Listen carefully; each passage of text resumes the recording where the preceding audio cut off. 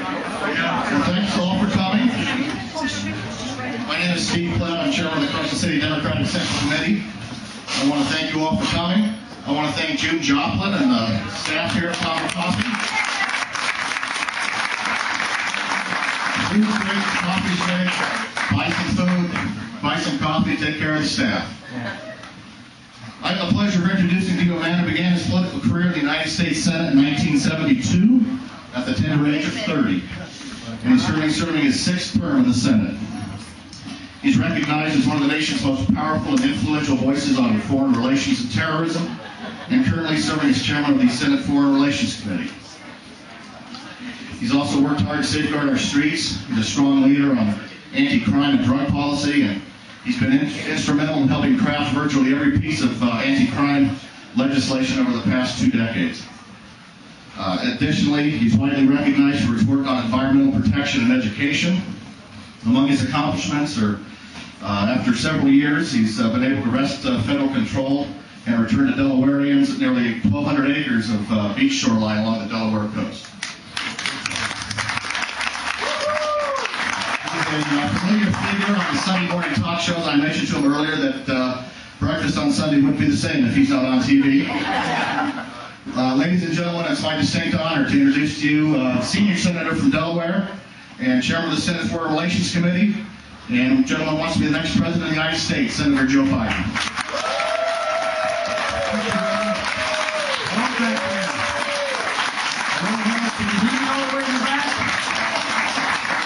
I want to get something straight with you all. I may be the senior senator, but there's still 44 guys older than me in the United States Senate. Now, with regard to the first issue, I'm asked by the press here every time I'm interviewed, and they've been very attentive. I mean, it's been amazing, the press coverage here. But they ask the problem: what do people in Nevada think? How do they think compared to the people in Mississippi where you were recently, or in New Hampshire or Iowa? Well, guess what?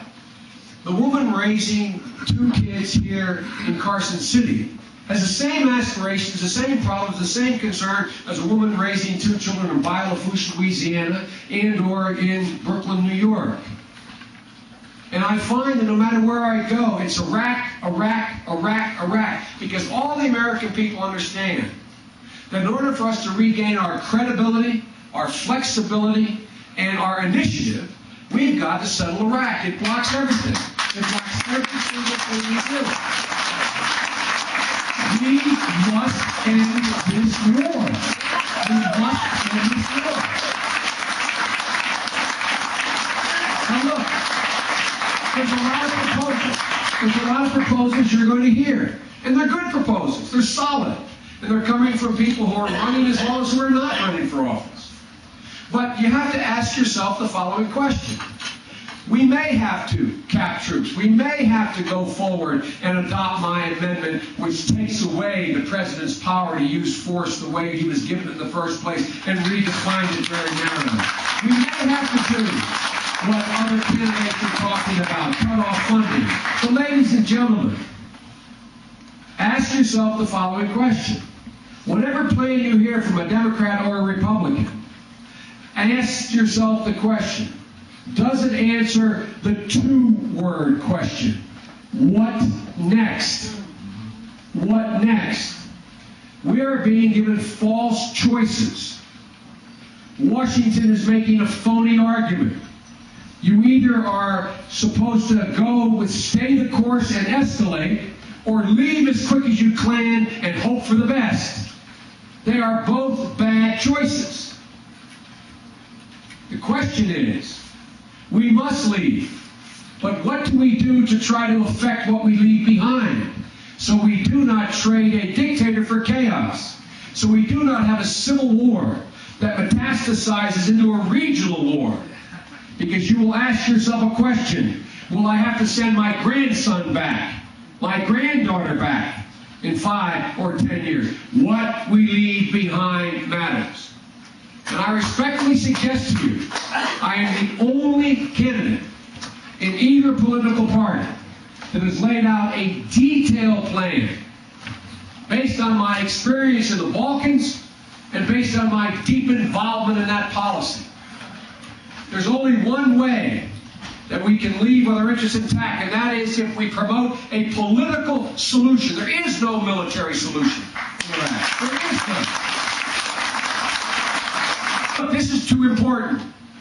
Iraq and our security is more important than whether Joe Biden becomes president. It's more important than anything I've done in my career.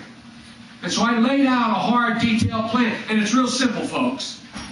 Go on the website, planforiraq.com, if you want the detail. In essence, this is what I've learned from my experience. There is no solution to self-sustaining sectarian violence that's going on in Iraq other than one of three options. One, an occupying power that stays for decades. We are not able, we should not, we are not capable, we should not be part of that. So that's out. The second alternative is bring back a strongman, like the British did in 1921. I wrote a report called The Decade After out of the Foreign Relations Committee, and everyone was talking about the day after. I wrote that 4 years ago. Go look at it. I predicted we would not be greeted with open arms. It would take hundreds of thousands of American troops. We'd be there 5 to 10 years. There'd be no oil to pay for this. Because I read history. And because I have some significant experience in this area. Unfortunately, it's all turned out to be true. So there's only a second way that it works. Do what the Brits did. Bring in a strong man. And wouldn't that be a bitter irony? Replace one Saddam with another. So that's not an option. And the only other option is separate the parties. Give them breathing room. Give them breathing room. Reduce the dilemma to the local level. Move in a way that you give the Shia and the Kurds and the Sunnis control over their own local law enforcement, control over the fabric of their daily lives, their marriage laws, their education laws. Your laws in Nevada are fundamentally different than the laws that exist in California as it relates to marriage, as it relates to social issues of gambling, as it relates to a whole range of things.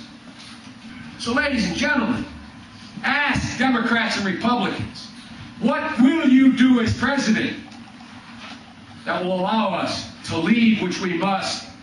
And the third part of my plan is we're out, all combat forces out, by the year beginning of 2008. So folks, look,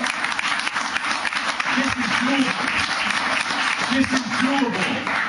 But it takes a president who has a plan, who understands history, and is not afraid to tell you what they think. And I'll conclude by saying, as I said at the beginning, we also need a president that can communicate to the American people that we understand what they've been going through the last 6 years.